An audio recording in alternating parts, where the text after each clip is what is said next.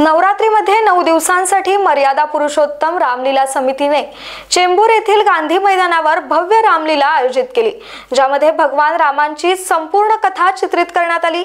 सनातन संस्कृतीचे चित्रण करणाऱ्या रामलीलाला नागरिकांनी मोठा प्रतिसाद दिलाय। यावेळी मर्यादा पुरुषोत्तम रामलीला समितीचे अध्यक्ष म्हणाले की हिंदूंची तरुण पिढी सध्या मोबाईलच्या जगात व्यस्त आहे। त्यांना आपल्या संस्कृतीचे ज्ञान असले पाहिजे, ज्यासाठी आम्ही नेहमीच समाजात कार्य करत असतो। सर्वप्रथम सर्वांना नवरात्र उत्सवाच्या खूप खूप शुभेच्छा देतो। मुंबई ही मेट्रोपॉलिटन सिटी आहे आणि तुम्ही बघू शकता आज मुंबईमध्ये जे मुलं आहेत ते सोशल मीडिया मागे किती पागल झालेले आहेत। फेसबुक, व्हॉट्सअप, इंस्टाग्राम मागे ते एवढे वेडे झालेले आहेत की त्यांना भारताची खरी संस्कृती रामायण काय आहे ते माहीतच नाही। मी खरोखर श्री मर्यादा पुरुषोत्तम समितीला खूप खूप आभार मानतो।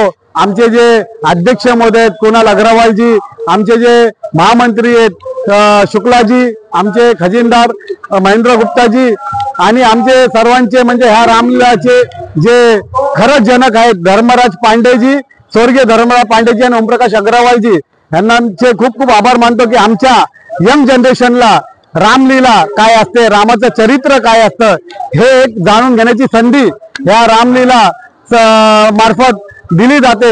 मी सर्व प्रेक्षकांना आवाहन करतो की आपण एक हिंदू सनातन धर्म वाचवण्याकरिता किंवा हिंदू सनातन धर्म पुढे नेण्याकरिता सर्वांनी आपल्या स्वतःच्या फॅमिलीला पण घेऊन आणि आजूबाजूच्या मेंबरला पण घेऊन ही रामलीला बघायला आलं पाहिजे।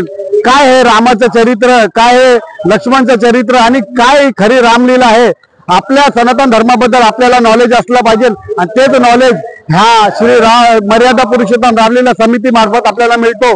तर आपण सगळ्यांनी ह्या रामलीलाचा लाभ घ्यावा अशी आपल्या सगळ्या प्रेक्षकांना मी विनंती करतो। दर्शकांना आमच्याकडून आणि रामलीला समितीकडून जय श्रीराम।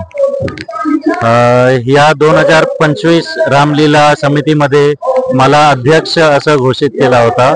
त्यानंतर आम्ही कंटिन्युअसली 3 महिन्यापासून आमचे मीटिंग धरल्यात, कसं या प्रोग्रामला संपन्न करायचं आणि भगवान रामाच्या कामासाठी आणि भगवान रामाचं चरित्र कसं आपले लहान मुलांना आणि बाकी बायकांना किंवा आमच्यासारख्या युवांना जे आता सोशल मीडिया आणि बाकीचे जे लोकांचं कसं मत आहे त्याला दाखवायसाठी आणि त्यांना संस्कृती पुढे घेऊन जाण्यासाठी आमचा असा विचार चालू होता। आमची ही रामलीला 1994 पासून 32 वर्ष झाली चालू आहे रेग्युलरली। 2 वर्षासाठी करोनामध्ये आम्हाला परमिशन सरकारने दिलं नव्हतं, त्यानंतर आम्ही परत ही रामलीला सुरू केलं आणि मला असं वाटतंय या एकदमच जरुरी आहे, कारण आपले जे मुलं आहेत ते कॉन्व्हेंट स्कूलमध्ये आणि बाकीचे जे फॉरेन सोशल मीडिया आहेत त्या बघून आपल्या जे संस्कृती आहे ते संस्कृतीपासून लांब चालू आहे। तर हे असं प्रोग्राम आणि नवरात्रीचे प्रोग्राम तर आपण आपल्या मुलांना दाखवायचं आणि शिकवायचं का रामाचं चरित्र कसं होता, नवदुर्गाची माता कशाला आली होती, त्यांनी काय केलं, कोणाला मारलं, हे सगळं आम्ही जर त्यांना दाखवलं तर आपल्या देशाच्या पुढं आपल्याला माहित आहे का आपली संस्कृती पुढं चालत राहील।